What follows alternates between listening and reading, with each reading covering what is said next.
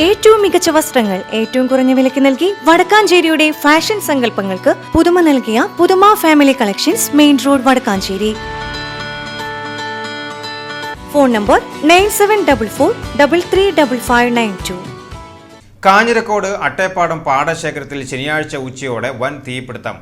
ഉച്ചയ്ക്ക് 12:15 പാടശേഖരത്തിൽ തീ പടർന്നത്. ഏകദേശം 15 ഏക്കറോളം വരുന്ന വിശാലമായ സ്ഥലത്തെ ഉണങ്ങിയ പുല്ലിനാണ് തീ പിടിച്ചത്.